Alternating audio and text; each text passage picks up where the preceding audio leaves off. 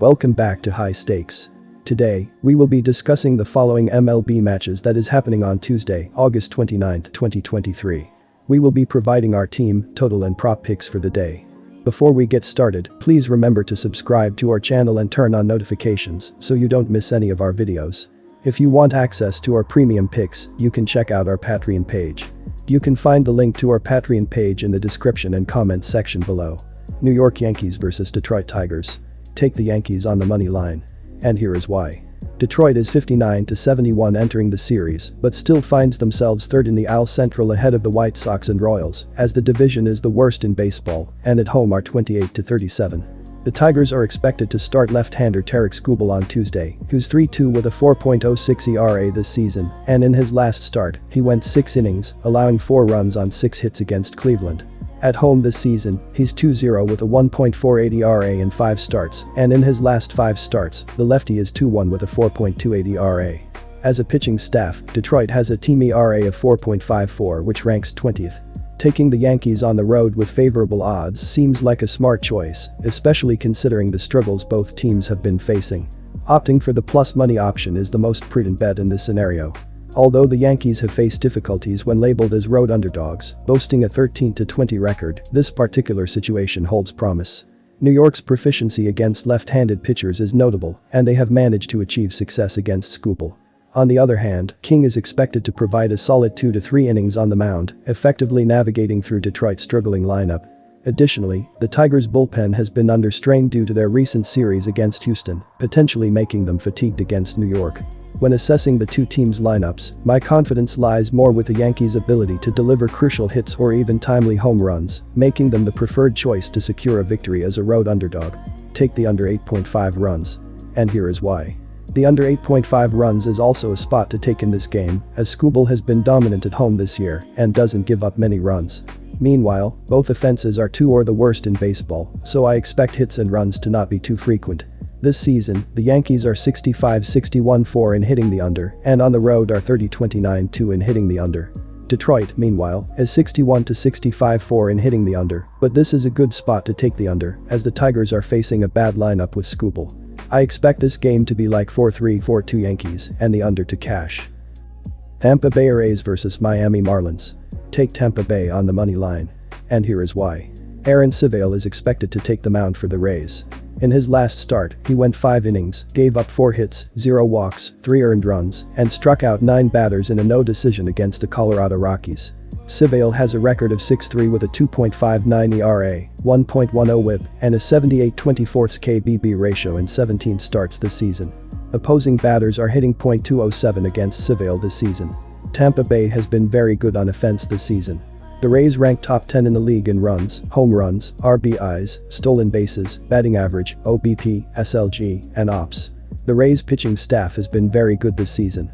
They are top 10 in the league in ERA, hits allowed, runs allowed, home runs allowed, walks allowed, WHIP, and batting average against. Tampa Bay is second in the AL East and currently holds the top wild card spot in the AL. They are dealing with numerous injuries to their starting pitchers, notably ace Shane McClanahan. Aaron Civale has been very good on the road this season. In 9 road starts, he has a 1.86 ERA and a 1.12 WHIP, and opposing batters are hitting .197 against him. Civale gets an excellent matchup against Miami's poor offense. The Marlins are bottom 10 in the league in runs, home runs, RBIs, walks, OBP, and SLG. With Civale on the mound, the Rays will win this contest. Our total pick is under 8.5 runs. And here is why. Sandy Alcantara is the probable pitcher for the Marlins. Alcantara went 6.2 innings, gave up 7 hits, 3 walks, 4 earned runs, and struck out 3 in a loss in his last start against the San Diego Padres. On the season, he has a record of 6-11 with a 4.16 ERA, 1.19 WHIP, and a 144/44 KBB ratio in 26 starts. Opposing batters are hitting .247 off Alcantara. The Marlins have been poor on offense this season. They are bottom 10 in the league in runs, home runs, RBIs, walks, OBP, and SLG. Luis Arias leads the MLB in batting average. Miami's pitching staff has been fairly average this season. As a team, they are around the middle of the league in ERA, hits allowed, runs allowed, home runs allowed, walks allowed, WHIP, and batting average against. The Marlins are third in the NL East, with the Braves having a comfortable lead. The NL race is super tight for a wild card spot. There are 6 teams, including the Marlins, fighting for 3 spots. There is barely any separation between the teams fighting for a wild card position. The Marlins have been poor on offense this season. They are bottom 10 in the league in runs, home runs, RBIs, walks, OBP, and SLG. Aaron Civale has been very good on the road this season. In 9 road starts, he has a 1.86 ERA and 1.12 WHIP, and opposing batters are hitting .197 against him. Civale gets an excellent matchup against Miami's poor offense. This will be a lower scoring contest, and the under will hit. Los Angeles Angels vs Philadelphia Phillies. Take the Phillies with the run line. And here is why. Philadelphia picked up a shutout win against the Cardinals in their most recent contest. In the 3-0 win, Kyle Schwarber hit a solo shot and Trey Turner picked up a hit and an RBI as well. Bryce Harper had a hit, a walk, and an RBI, while Johan Rojas led the squad with 3 hits on the day. Aaron Nola returned to his ace form, giving up only 1 hit and 1 walk in 7 innings pitched while striking out 9.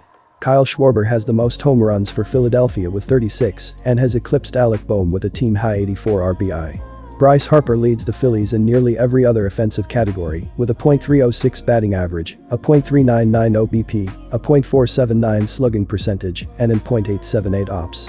Castellanos and Stott are the only players on Philadelphia's roster to have at least 125 hits as of now, and Trey Turner has 23 stolen bases without being caught, good for the best among Philadelphia players.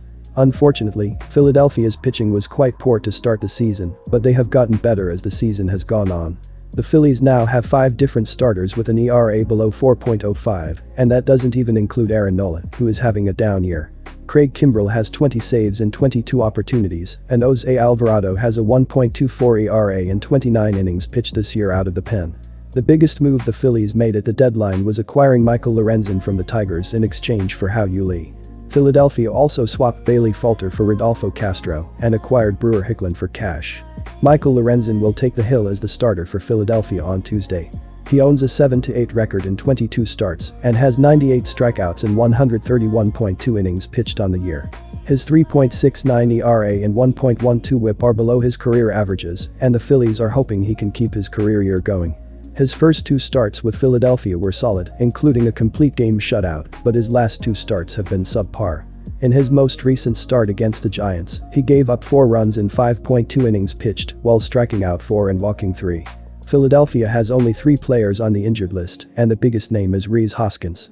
He is still projected to be out for the year, while Christian Patch is set to return in September, and Ranger Suarez is out indefinitely. Although Anderson only gave up 1 earned run in his most recent start, I still trust Michael Lorenzen and the Phillies at home more than I do the Angels. Los Angeles has several injuries they are dealing with, and they have a negative run differential. They are also 32-50 against teams better than .500 and 31-36 on the road. Philadelphia is a much better team at home, going 40-25 as opposed to 33-33 on the road. With the pressure increasing for the Phillies to maintain their spot atop all the other wild card teams, I predict they will use the home crowd to their advantage and take a comfortable win with Michael Lorenzen seeking his redemption. Our total pick is under 9.5 runs. And here is why. With Trout out and Ohtani limited, I suspect that the Angels won't put enough together against a competent starter for these teams to reach the over. The Angels have scored an average of less than 4 runs in their last 8 games, while Philadelphia has averaged 4.5 runs in their last 2 games. Anderson has gotten better as the season has gone on, and I'm sure Michael Lorenzen will want a chance to redeem himself after his past 2 poor starts. Considering the Angels are all but mathematically eliminated from the playoffs, this matchup is not as intense as it could have been. For that, I'm taking the under.